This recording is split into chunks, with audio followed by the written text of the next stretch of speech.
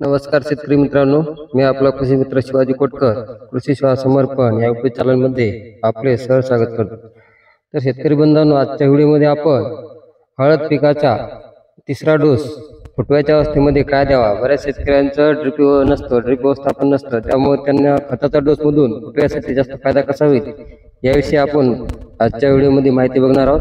त्याच्या आधीच्या व्हिडिओमध्ये आपण हळद पिकाची कंदमाशी नियंत्रण कसे करायचं, करप्यावर नियंत्रण कसे करायचं याचा व्हिडिओ आपल्या चॅनलवर दिलेला आहे आणि त्याला बऱ्याच शेतकऱ्यांचा चांगला प्रतिसादही मिळाला आहे। तर शेतकरी मित्रांनो, तर दुसरा आणि तिसरा खताचा डोस कुठे टाकावा। तर शेतकरी मित्र, आपण काय करतो, या दोन्ही तासाच्या मधामध्ये टाकतो।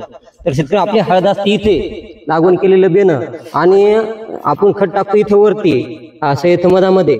तर शेतकरी मित्रांनो, आता जवळपास फुटवे निघण्याच्या अवस्थेमध्ये पहिला दुसरा आणि तिसऱ्या खताच्या डोस मध्ये आपण बघू शकतो आपल्या हळदीच्या मुळ्या इथपर्यंत आलेल्या असतात खाली, आणि आपण खत कुठे टाकतो हा बघा, इथं व्हिडिओमध्ये तुम्हाला मुळ्या दिसत असतील अशा मुळ्या।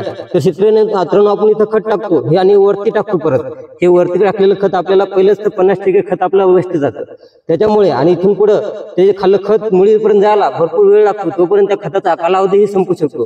तर शेतकरी मित्रांनो, दुसरा आणि तिसरा खताचा डोस टाकताना आपण काय करायचं आहे, तर सरळ पाटामध्ये खत टाकून नंतर त्यावर डोसा मारायचा आहे, म्हणजे वखर मारायचं आहे। आपलं डोरं छोटं डोरं असतं ते मारायचं आहे, त्याच्यामुळे काय होईल, आपलं खत मातीमध्ये मिक्स होईल आणि त्याच्यानंतर असं या पद्धतीने विमाईन मारून म्हणजे काय होईल, हे आपलं पातीमध्ये झालेलं मिक्स खत हे याच्या साईडला बरोबर मुळ्याला मिटून जाईल, आणि ज्यावर आपण पाणी सोडू त्यावेळेस बरोबर त्या मुळ्याला आपलं खत व्यवस्थित जाईल। तर शेतकरी मित्रांनो, अशा पद्धतीने आपण आपल्या हळदीला दुसरा आणि तिसरा खताचा डोस हा सरीमध्ये टाकून नंतर त्याला विमाईन मारून घ्यावं आणि माती साईडला लावून घ्यावी, त्याच्यामुळे आपण टाकलेल्या खताचा आपल्याला पुरेपूर फायदा होईल। तर शेतकरी मित्रांनो, तिसरा डोस फुटव्याच्या अवस्थेमध्ये जर बघायचं झालं तर आपण हळद पिकाला फुटवे जास्तीत जास्त निघण्यासाठी स्फुरदयुक्त खताचा वापर करायचा आहे।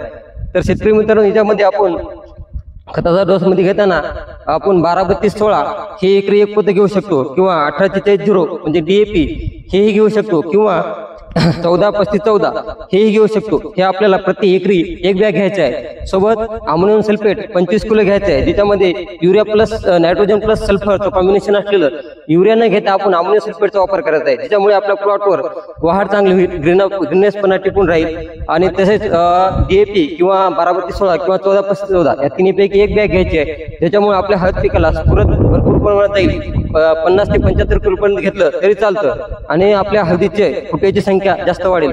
तसेच एकरी 25 किलो पोटॅश आणि 50 किलो मायक्रोनची किट, जे की आपण ग्रोटेक ॲग्री सायन्स या कंपनीची घेऊ शकता, तिचे चांगले रिझल्ट, किंवा तिच्यामध्ये 15 किलो फेरस सल्फेट याचा आपण दिलेला आहे, आणि 10 किलो सूक्ष्म द्रव्य, असं एकूण 50 किलो तिचं पूर्ण नियोजन, magnesium 15 kilo, ferrous sulphate 15 kilo, micron 10 kilo आणि थाईम 10 किलो असं 50 किलोचं तिचं संपूर्ण अन्नद्रव्याचं दिलेलं आहे। याचा वापर आपण अमोनियम सल्फेट 25 किलो, DAP किंवा 12-32-16 किंवा 14-14 याचे 50 किलो किंवा 75 किलो आणि पोटॅश 25 किलो आणि एक किट 50 किलो असं आपण हळद पिकाचा तिसरा डोस आपल्या हळदीला द्यायचा आहे। त्याच्यामुळे काय होईल, आपल्या हळदीला पूर्ण अन्नद्रव्य भेटतील, सूक्ष्मद्रव्य आणि NPK आणि सूक्ष्मद्रव्य परिपूर्ण भेटल्यामुळं काय होईल, आपल्या हळदीला फुटवे चांगले निघण्यासाठी मदत होईल। तर शेतकरी मित्रांनो, आपण आपल्या हळदीला फुटवे निघण्याच्या अवस्थेमध्ये खत हे मधामध्ये टाकून आणि हेच प्रकारचं स्फुरदयुक्त खत टाकून आपल्या हळदीला जास्तीत जास्त फुटवे